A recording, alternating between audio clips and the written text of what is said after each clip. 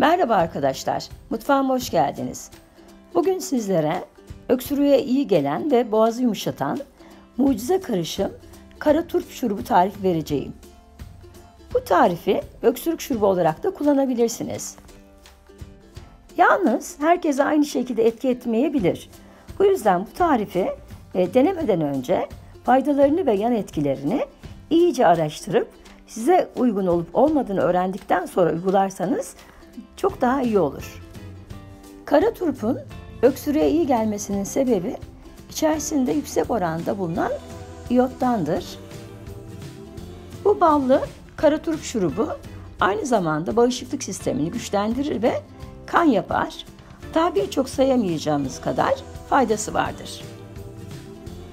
Şimdi bu tarifimiz için gerekli olan malzemelerimiz bir adet gördüğünüz gibi irice bir turp, 1-2 yemek kaşığı bal ve 1 su bardağı. Şimdi turbun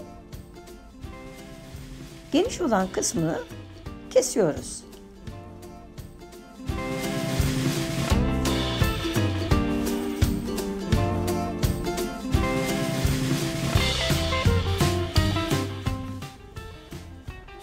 Orta kısmını dikkatli bir şekilde oyuyoruz.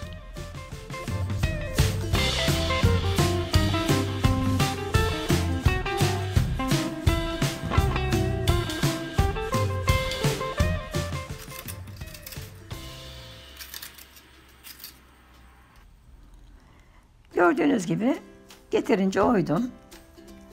Şimdi buradan da bir parça keseceğim.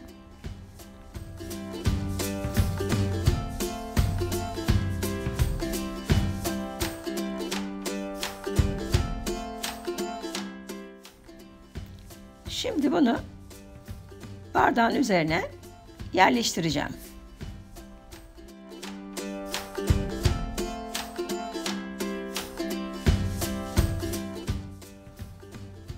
Şimdi oyduğum turbun içine 1-2 yemek kaşığı balı dökeceğim.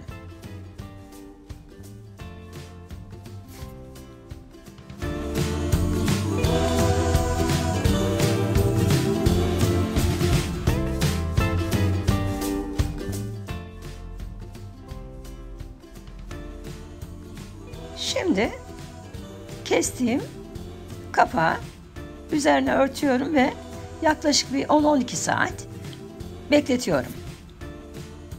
Ben akşam üzeri hazırladığım için sabaha kadar bekleteceğim. Bir gece bekleyen ballı turp karışımını şimdi kontrol etme zamanı. Altı çok kalın olduğu için derinlemiş. Şurubumuz harika olmuş. Balla karışınca iyice sulanmış. Tam kıvama gelmiş. Şimdi ben bunu küçük bir kavanoza boşaltacağım. İsterseniz şurubu boşalttıktan sonra tekrar içine 1-2 yemek kaşığı bal koyarak tekrar aynı karışımdan yapabilirsiniz. Yarım bardak kadar anca çıktı. Şimdi ben bunu kullanana kadar buzdolabında muhafaza edeceğim. Şimdiden deneyeceklere şifa olsun. Hoşça kalın, sevgiyle kalın.